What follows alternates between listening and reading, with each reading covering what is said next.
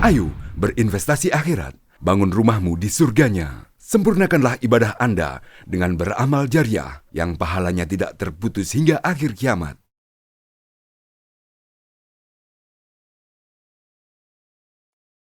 Assalamualaikum warahmatullahi wabarakatuh.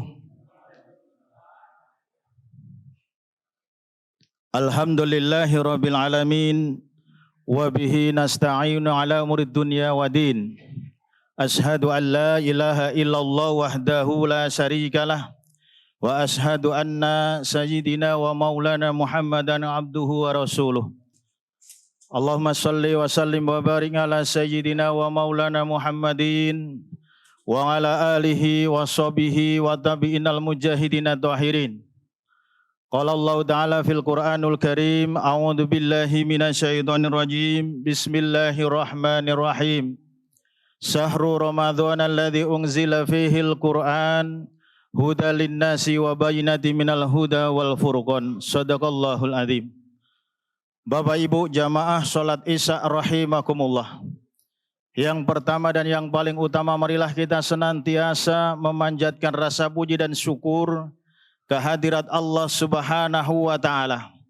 Allah yang Maha Pengasih yang tak pilih kasih, Allah yang Maha Penyayang yang sayangnya tiada terbilang. Atas berkat rahmat Allah Subhanahu wa Ta'ala, pada kesempatan malam hari ini kita dapat bersama-sama memenuhi panggilan Allah Subhanahu wa Ta'ala, menunaikan ibadah salat Isya secara berjamaah. Dan insya Allah kita lanjutkan dengan sholat tarawih berjamaah pula.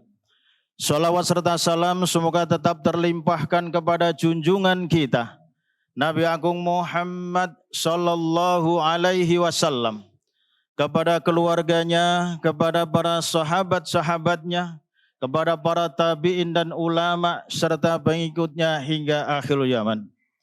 Bapak Ibu jamaah sholat Isya rahimakumullah, bahwa setiap manusia pasti mendambakan sebuah kebahagiaan, baik bahagia dunia maupun bahagia di akhirat. Dan tak satu pun manusia yang menginginkan kehidupannya sengsara, sengsara dunia maupun sengsara akhirat. Akan tetapi setiap manusia kadang enggan untuk melakukan suatu perbuatan, manakala perbuatan itu dilaksanakan sangat mulia dan dirindukan oleh surganya Allah Subhanahu wa Ta'ala.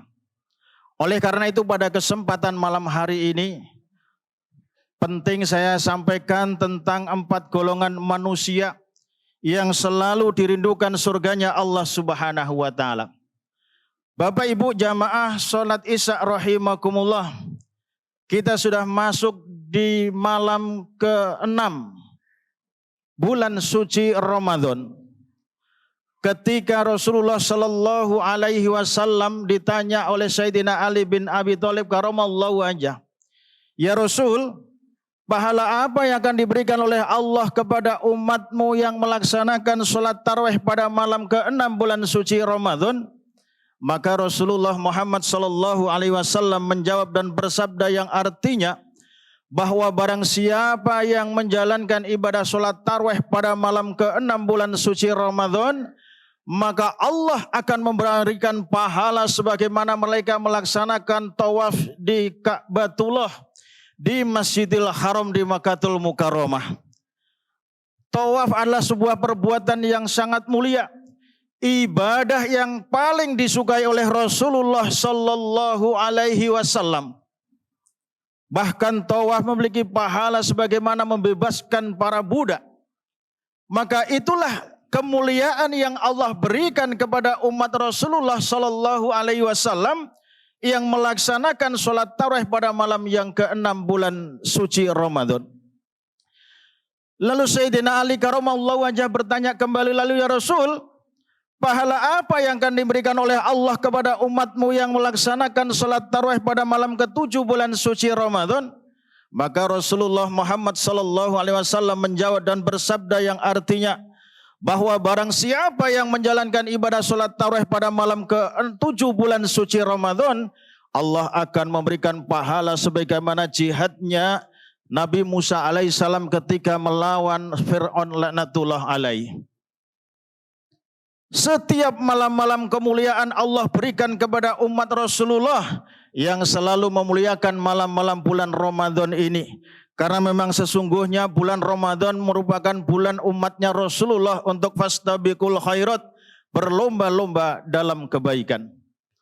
Bapak Ibu jamaah salat Isya rahimakumullah, Rasulullah Muhammad sallallahu alaihi wasallam bersabda, bismillahirrahmanirrahim, al jannatu mustaqatu ila arba'atin nafar, tahlil Quran wa hafidhil nas wal mutma'il ji'an wa sawmi fi syahri Ramadan.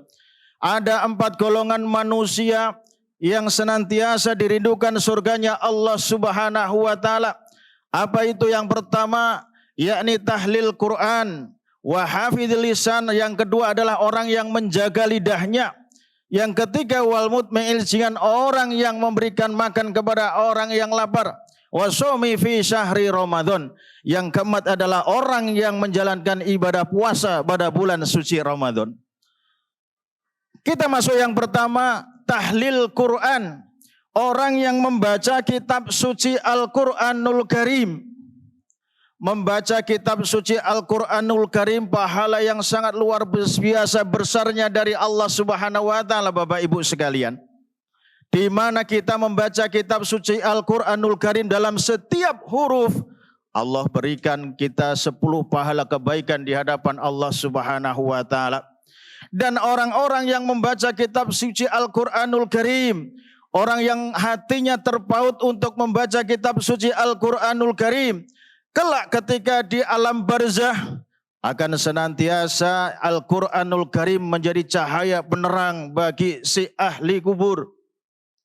Ketika kita sudah tinggalkan dunia ini, ketika kita sudah di alam barzah, maka orang-orang yang selalu membaca kitab suci Al-Quranul Karim di alam barzah akan senantiasa mendapatkan cahaya terangnya Al-Quranul Karim. Bapak Ibu, ketika orang sudah di Balikpapan, di mana Pak? Balikpapan bukan di Kalimantan Timur Pak. Balikpapan itu ketika orang sudah wafat, kemudian dikubur, dihadapkan ke arah kiblat, ditutup papan di atasnya. Itu namanya Balikpapan. Jadi bukan Kalimantan Timur. Ketika orang sudah di Balikpapan, ketika ada di alam barzah, maka ketika orang yang selalu hidupnya terpaut membaca Al-Quranul Karim, Allah akan berikan cahaya terang. Maka Bapak Ibu, Al-Quranul Karim di dalamnya merupakan petunjuk bagi manusia. Syahrul Ramadan alladzi unzila fihil Quran hudal linnasi wa bayyinatin minal huda wal furqan. Bulan Ramadan di mana bulan Allah turunkan kitab suci Al-Quran. Hudal linnas, petunjuk bagi manusia untuk membedakan petunjuk itu yang benar dan yang salah. Minal huda wal furqan. Yang benar dan yang salah, yang hak dan yang batil, yang harus kita jalankan dan yang harus kita tinggalkan. Maka kita harus senantiasa mengamalkan membaca Al-Quran itu dalam setiap waktu.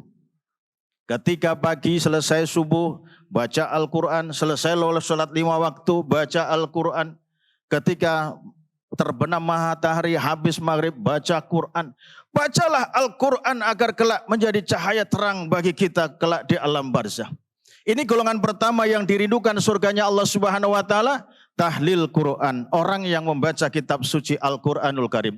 Lalu yang kedua, wa hafidhil lisan, orang yang menjaga lidahnya, orang yang selalu berbicara yang baik dan bermanfaat untuk kepentingan orang lain. Orang yang senantiasa menghindari perilaku ghibah, fitnah, provokasi. Lidah yang tak bertulang ini ketika kita mampu untuk menjaga, maka insya Allah kelak di yaumil qiyamah akan selalu dirindukan surganya Allah Subhanahu wa taala. Memang lidah ini tak bertulang dan lemas, tetapi ketika kita tidak bisa mengontrol lidah kita, terkadang kita menyakiti hati orang lain tanpa kita sadari. Maka pepatah mengatakan kalau pedang lukai tubuh masih kan ada harapan sembuh. Kalau lidah lukai hati, kemana obat hendak dicari. Maka Bapak Ibu sekalian, nuansa Ramadan mendidik kita menjadi orang-orang yang senantiasa mampu mengontrol lidah kita untuk selalu berbicara yang baik-baik. Dan ketika kita tidak bisa bicara yang baik, lebih baik diam.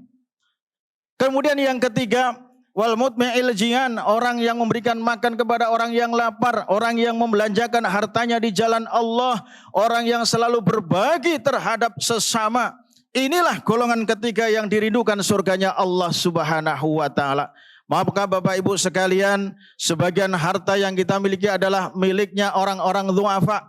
Maka kita harus senantiasa menyisihkan rezeki yang Allah berikan kepada kita untuk hablum minan nas, untuk kita berhubungan, berbuat baik terhadap sesama manusia.